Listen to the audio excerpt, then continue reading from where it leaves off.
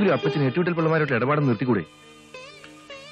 8 വീടന്മാർ അവരുടെ കഞ്ചാവ് വീഴ്ച സൂക്ഷിക്കാൻ അപ്പച്ചനെ ഏൽപ്പിച്ചിരിക്കുന്നത് അപ്പച്ചനോടുള്ള സ്നേഹം കൊണ്ടാണെന്നാണ് വിചാരം. വല്ല കേസോ പുലിവാല വന്നാല് അപ്പച്ചനെ ഒറ്റിക്കൊടുത്തിട്ട് അവര് തടിയപ്പു. അങ്ങനെയൊന്നും പിള്ളേച്ചൻ ചെയ്യത്തില്ല മോനെ. അവരുടെ എല്ലാ രഹസ്യങ്ങളും അറിയാവുന്നവനെ ഈ ചാക്കോച്ചൻ. അയ്യോ, അതുകൊണ്ട് തന്നെയാ ഞങ്ങൾക്ക് പേടി. നമുക്കുള്ളതുകൊണ്ട് ഇവിടെ മനസ്സമാധാനമായിട്ട് കഴിയാം. നാളെ അപ്പച്ചൻ അവരുടെ എന്ന് പറ. ഇനി കഞ്ചാവ് വീഴ്ച സൂക്ഷിക്കാനും അവരുടെ തോന്നിവാസങ്ങൾക്ക് കൂട്ടു നിൽക്കാനൊന്നും അപ്പച്ചൻ വരില്ലെന്ന്. എന്നിട്ട് പള്ളി ചെന്ന് അച്ഛനോടൊന്ന് കുമ്പസാരിക്കേ, മനസ്സിന് ആശ്വാസം കിട്ടും. ഈ വക കേസിന്റെ പേരിൽ അപ്പച്ചന് വല്ല പോലീസും മറ്റും അന്വേഷിച്ചു വന്ന 8 വീട്ടുകാരുടെ അടുത്ത് അപ്പച്ചൻ ഇനി ജോലിക്ക് പോവണ്ട. ഇതുവരെ നിങ്ങൾക്ക് വേണ്ടി ഒന്നും സമ്പാദിക്കാൻ അപ്പച്ചന് കഴിഞ്ഞില്ല മക്കളെ. അതുകൊണ്ട് ആ റിസ്ക് ആണെന്ന് അറിഞ്ഞിട്ട് ഞാൻ ഈ ജോലി ചെയ്യുന്നത്. പിന്നെ നിങ്ങൾക്ക് ആർക്കും ഇഷ്ടമില്ലെങ്കിൽ 8 വീട്ടുകാരുമായുള്ള ബന്ധം ഞാനങ്ങ് ഉപേക്ഷിക്കാം. അതാ നല്ലത്, അല്ലേ അമ്മച്ചി?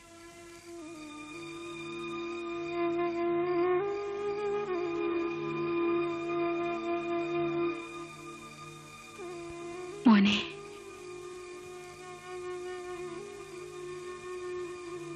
അപ്പച്ചനെ ആ 8 വീട്ടിൽ പിള്ളമാര് കൊന്നതാ അമ്മച്ചി. എന്റെ അപ്പച്ചനെ കൊന്നവരെ എനിക്കറിയാം. മോനെ, ഞങ്ങൾക്കിനി നീ മാത്രമേ ഉള്ളൂ. അവരോട് ഇതേക്കുറിച്ച് ചോദിക്കാനും പറയാനും ഒന്നും പോകരുത്. വേണ്ട മോനെ. അടുത്ത ഞായറാഴ്ച കുറുപ്പന്തറയിലെ സാജന ലീനയുള്ള മനസ്സു ചോദ്യ. ലീനയ്ക്ക് ഈ വിവാഹത്തിൽ ഒട്ടും സമ്മതമല്ലെന്നാ പള്ളി വെച്ച് കണ്ടപ്പോ അന്നാമ്മ എന്നോട് പറഞ്ഞത്. എന്റെ കർത്താവേ, ഇനി ആ കൊച്ചു വല്ല കടുങ്കയും കാണിക്കുമോ എന്തോ. നീ എന്ത് തീരുമാനിച്ചു? ഇച്ചായനെ ആക്ഷേപിച്ചിറക്കി വിട്ടവരുമായിട്ടുള്ള ബന്ധത്തിന് എനിക്ക് താല്പര്യമില്ല. പക്ഷേ ലീനയുടെ കാര്യം ഓർക്കുമ്പോ തിരിച്ചു ക്ഷോഭിക്കാനും കുത്തുവാക്ക് പറയാനും എനിക്കറിയാൻ എന്നിട്ടല്ല ജോസൂട്ടി. വിവരം കെട്ടവനോട് വേദമോദിയിട്ട് എന്താ കാര്യം? നമ്മളെ അപമാനിച്ചതിന് എങ്ങനെ പകരം വീട്ടണമെന്ന് നിനക്കറിയാമോ?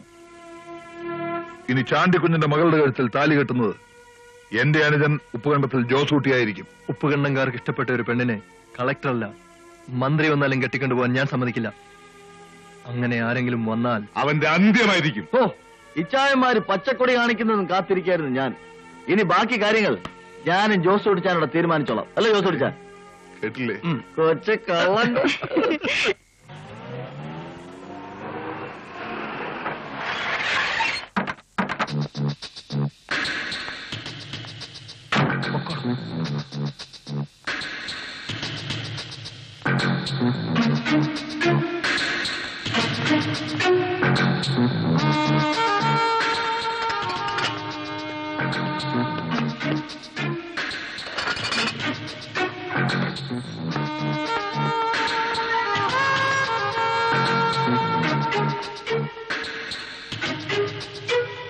ലീനയുടെ അപ്പച്ചൻ 8 വീട്ടി പിള്ളമാരോട് തിരുവനന്തപുരത്ത് പോയതുകൊണ്ടാ ജോസൂട്ടിച്ചാൻ പെട്ടെന്ന് ഇങ്ങനൊരു തീരുമാനം എടുത്തത്.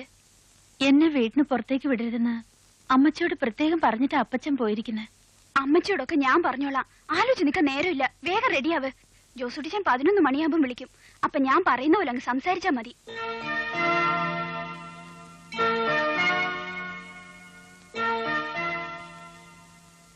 അല്ല, ആനയോ?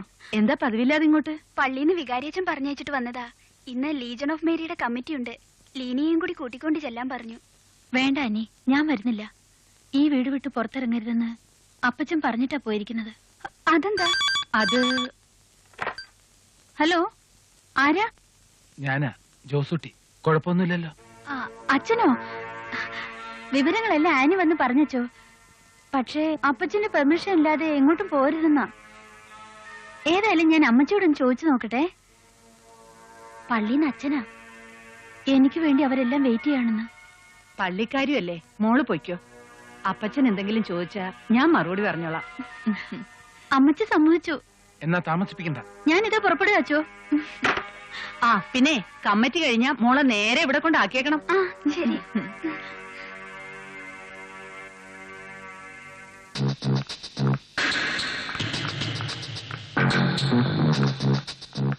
വരൂ.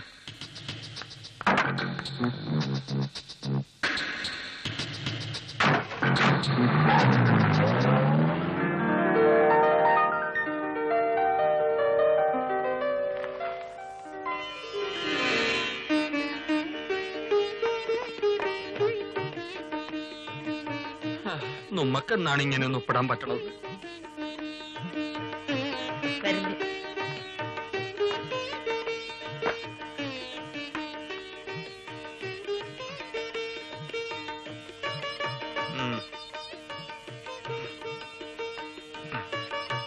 പക്ഷിയാണ്.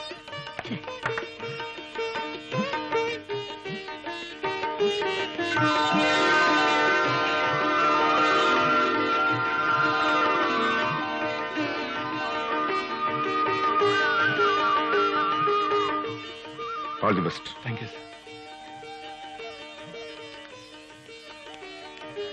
നടക്കമ്മച്ചി. എന്നാ ഓടമ്മച്ചി. അന്ന് നീ പറഞ്ഞ ഓർത്തേക്ക് ഇതാണല്ലേ?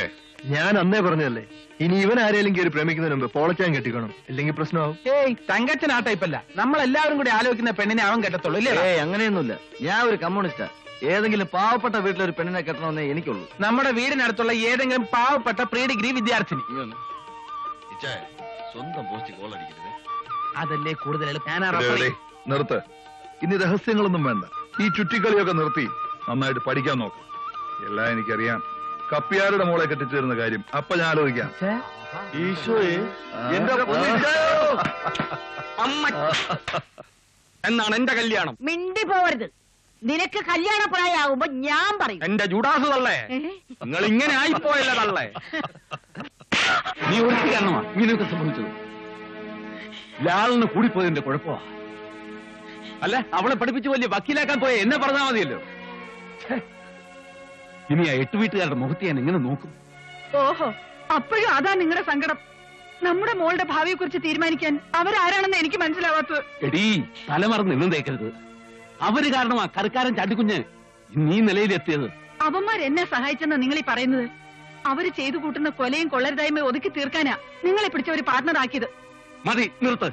കൂടുതൽ ഉപദേശമൊന്നും വേണ്ട. ജോസൂട്ടിക്ക് എന്നതാ ഒരു കുഴപ്പം?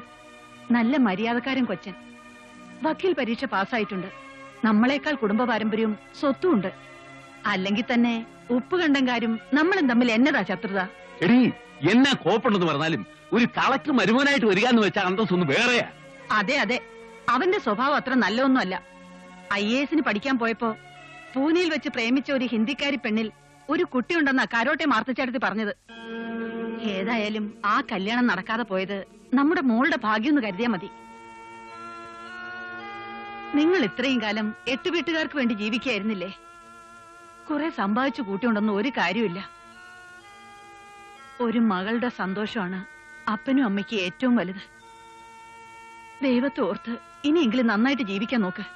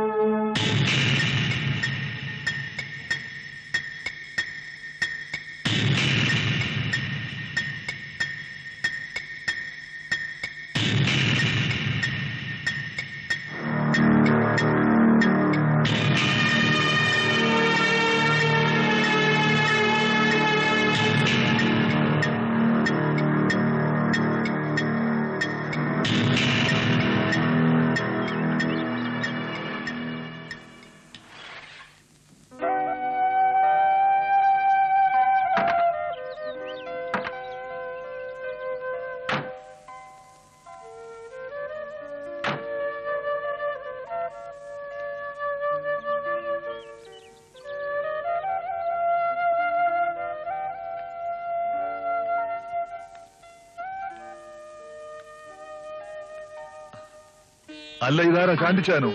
അച്ഛനെന്താ ഇവിടെ നിന്ന് കളഞ്ഞത്? ഒന്നാ വരൂ, ഇരിക്കട്ടെ, ഇരിക്കൂ. കൂടുതലൊന്നും പറയാനില്ല. കഴിഞ്ഞതെല്ലാം മറക്കണം. എന്താ അച്ഛായി പറയുന്നത്? നമ്മളിപ്പോ ശത്രുക്കളല്ല, ബന്ധുക്കളാണ്. ധാരാളം തെമ്മാടിത്തരങ്ങൾ കാണിച്ചിട്ടുള്ളവരാണ് ഞങ്ങൾ. പക്ഷെ മനസാക്ഷിയില്ലാത്തവരാണ് ഉപ്പുകണ്ണങ്കാരെന്ന് ആരും ഇതുവരെ പറഞ്ഞിട്ടില്ല. കർത്താവിനെ മറന്നിട്ടുള്ള ഒരു പ്രവൃത്തിയും ഞങ്ങൾ ഇതുവരെ ചെയ്തിട്ടില്ല ചായ. ലീന ഇന്ന് ഉപ്പുകണ്ടത്തിലെ ജോസൂട്ടിയുടെ ഭാര്യയാണ്. അവൾക്കിവിടെ ഒന്നിനും ഒരു കുറവും ഉണ്ടാവില്ല. നിയമത്തിന്റെ ബലം കിട്ടാൻ വേണ്ടിയുള്ള ഒരു ചടങ്ങ് മാത്രമേ രജിസ്റ്റർ ഓഫീസിൽ കഴിഞ്ഞിട്ടുള്ളൂ. നാട്ടു നടപ്പനുസരിച്ച് പള്ളിയിൽ വെച്ച് ഒരു മിന്നുകെട്ട് കൂടി നടത്തിയാൽ കൊള്ളാവുന്നുണ്ട്. എല്ലാവരും സമ്മതിച്ചാൽ. ഞാനത് അങ്ങോട്ട് പറയാനിരിക്കുകയായിരുന്നു. താറാവ് ഇറച്ചിയും കൂട്ടി ഒരു ഗംഭീര സദ്യ നാട്ടുകാർക്ക് കൊടുക്കണം. സദ്യയുടെ ചുമതല ഞാൻ ഏറ്റു. അത് അപ്പോഴത്തെ കാര്യമല്ലേ ഏട്ടത്തി, ഇപ്പൊ കഴിക്കാൻ തോണ്ട്. ആട്ടിറച്ചി സ്റ്റൂവും കോഴി പൊരിച്ചതും ഉണ്ട്. എല്ലാരും ഇവിടെ നിൽക്കാതെ ഊണുമുറിയിലേക്ക് വന്നാൽ